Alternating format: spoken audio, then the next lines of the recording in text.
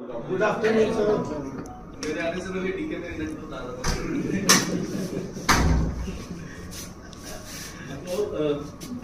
पहले तो I think I appreciate all the advisors who have come here in spite of the weather. I really appreciate.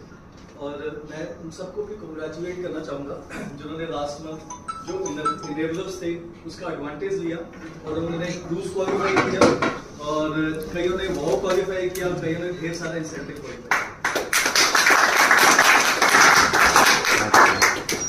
अलविक sir कह रहे थे कि monsoon शुरू हो गया।